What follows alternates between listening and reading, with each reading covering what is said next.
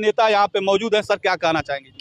देखिए, सबसे पहले आपके माध्यम से तो माननीय सुप्रीम कोर्ट को मैं धन्यवाद ज्ञापित करना चाहता हूं कि उन्होंने एक ऐसा माइलस्टोन डिसीजन दिया जिसके वजह से पूरे देश में और जितने भी लोग बाबा साहब अम्बेडकर में भरोसा करते हैं और जितने लोग इस संविधान में भरोसा करते हैं, उन लोगों की ये जीत हुई है, उन लोगों की जीत हुई है। और देश भारतीय जनता पार्टी के जो मनगढ़ंत और बनाए हुए ये कहानी थी, जो भारतीय जनता पार्टी के दफ्तर में इसकी पाठकथा लिखी गई थी, उस पाठकथा के खत्म होने का ये सबसे बड़ा परिणाम है और ये आ चुका है। और इसी ये समझ लीजिएगा कि आने वाले दिल्ली के चुनाव में भारतीय जनता पार्टी की जो 3, 4, 5 सीटें मिली थी, इस बार वो सब भी कुछ नहीं मिलने वाली हैं। और पूरी तरह से इस देश का जो तानाशाह है, ये वक्त का जो बादशाह है, इसको बात समझ में नहीं आ रही है कि वक्त किसी को माफ नहीं करता है, वक्त किसी को छोड़ता नहीं है। और नरेंद्र मोदी को भी वक्त ने नहीं छोड़ा है, क्योंकि आज इस दुनिया के सबसे बड़े लोकतंत्र का चुनाव खत्म हुआ और नरेंद्र मोदी जी, देश के प्रधानमंत्री, आज अपनी पथराई हुई आंखों से ये देख रहे हैं कि कहां उनसे गलतियां हुई हैं।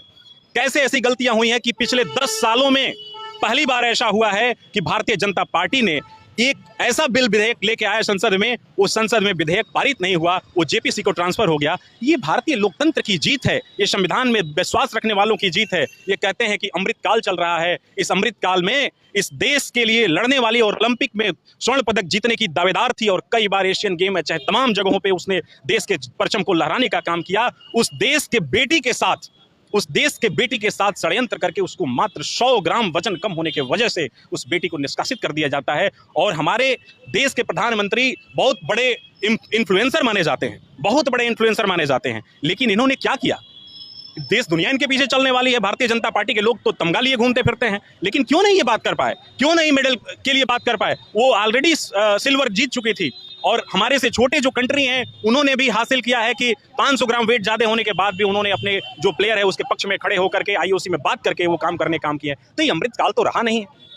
जिस तरह से संजय सिंह का जो है जमानत हुआ और जिस तरह से जो है शिक्षा मंत्री के पूर्व शिक्षा मंत्री मनीष सिसोदिया का जमानत हुआ, क्या लग रहा है कि न्यायपालिका भी जो है पटकथा को समझ चुकी है? बिल्कुल सर, ये तो देखिए समय का चक्र है। मैंने बोला ना कि ये बादशाह हैं, समय के बादशाह हैं और इनका चक्र अब खत्म होने वाला है। ये दुनिया ये जनता यदि आपको ऊपर चढ़ाती है तो नीचे भी गिराना जानती है, नहीं तो इन प्रधानमंत्री का 400 का नारा आके 240, 45 और 50 पे सिमट नहीं जाता सर। और न्यायपालिका ही नहीं, पूरे देश में एक एक लोग इनकी बातों को समझ चुके हैं। अब इनका चेहरा बेनकाब हो चुका है और आज देख लीजिएगा, हम पूरे कार्यकर्ताओं का ये भरोसा है कि भारतीय जनता पार्टी के ये जो बनाए हुए मुद्दे थे, मनगढ़ंत मुद्दे थे, उससे बाहर निकल करके हमारे संजय सिंह जी बाहर आ गए, हमारे नेता मनीष सिसोदिया जी बाहर आ गए, अरविंद जी भी आए थे बेल पे, उनको भी हम लोगों को पूरा भरोसा है कि उनको भी बेल ग्रांट होगी और हमारे सत्येंद्र जैन जी को भी बेल ग्रांट होगी। और आम आदमी पार्टी इन बंदर भभकियों से डरने वाले नहीं है। यहाँ एक एक कार्यकर्ता आंदोलन की कोख से पैदा हुआ है और